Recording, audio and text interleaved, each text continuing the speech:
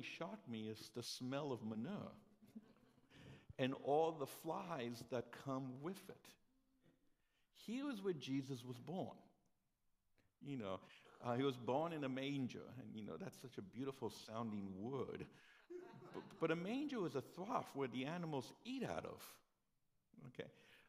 So whoever this Jesus is was born in unbelievable poverty, in homelessness. Jesus came into the world homeless, with no place to stay but a shack where the animals sleep. Okay. And again, this changes how I understand who this Jesus is. When they do the sacrifice, in the Hebrew tradition, you do a sacrifice after so many days after the birth as a cleansing ritual. And the scripture says you do two things. If you're supposed to offer basically a sheep according to Leviticus 5:7. But if you're not rich, if you can't afford a sheep, then you offer two doves. And that's the offering the parents gave, showing that he comes from poverty. So, if Jesus comes from poverty,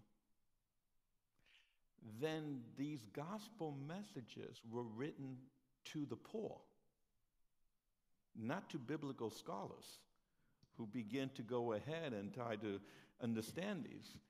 It was written to the poor, and it is the interpretations of the poor who understand it because it was written to them who could educate biblical scholars as to what the text actually means and what the text is talking about.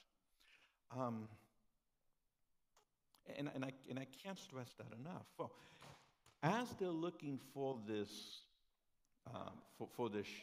shack where the animals are for Mary to give birth, and they go place to place, and there's no place in the inn. Our culture, the Latinx culture, developed the idea of the posada, and in many communities, I know Phoenix is one of them. You have a procession that goes to house, and every place they go, there's no room, but then they give them food and drink, and then they go on to the next one, and you have this little ceremony we all do. But what's important about that ceremony is that in today's world, immigrants are going from house to house looking for a place to stay. And we keep saying, we're full. There's no room for you. So this little cute ritual that our culture does lifts up the plight of the immigrant of today as well. Jesus is a half-breed, a mixed race, not pure. Now, let me explain what I mean by that. When Origen is writing in his Apologetics in the 2nd century, if I'm not mistaken, second century. No, 3rd century. I'm sorry, the 3rd century. One of the things that he is arguing against the people who are denying Jesus is this idea that Jesus was not Jewish, that he was half Jewish.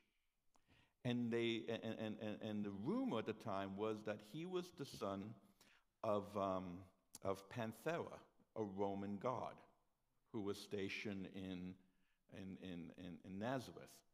In fact, some of the early writings refer to Jesus as Joshua ben Panthera, Jesus, son of Pantheria, that he wasn't really Joseph's kid or God's kid. He was just, Mary was just a loose woman and had Jesus with some Roman god. So, and it's interesting because it seems that this rumor was very real during Jesus' time. I mean, you have to think about it. Today we have the whole theology of the virgin birth. Fine, I'm not about to go into that conversation. But during Jesus' time, no one was saying, oh, yes, he was born of a virgin. That wasn't part of the conversation. So it's interesting. This interesting story in John where Jesus is walking along, and he says something about giving praise to God, and the people who are following him says, well, we know who our Father is. And Jesus says, well, I could make, these rocks cry out to God, and they could be the children of God. But this little dig of we know who our Father is by those who are antagonizing Jesus kind of opens up this idea that this rumor was very real during his time. Now, interesting little side note here, but what helps us understand that Jesus was seen as mixed, was seen as a half-breed, as seen as something that's not pure, is where he lived. He lived in Nazareth. Surely nothing good ever comes from Nazareth. And the reason why Nazareth is seen as a place where nothing good comes from is, if you remember your Judea history, back when the Assyrians came and wiped out Israel, the northern kingdom, and took everyone out, they started bringing in other people in, and they started marrying the Israelites who stayed behind, and therefore they were always seen as a half-breed people. They were seen as people who weren't pure Jews. So much so that if you had a court case, you could not trust the testimony of a Samaritan or anybody from the northern area.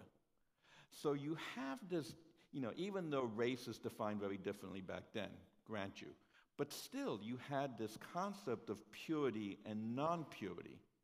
And those who were not pure Jews were seen as different, especially during the time of the Hellenistic movement, when you had,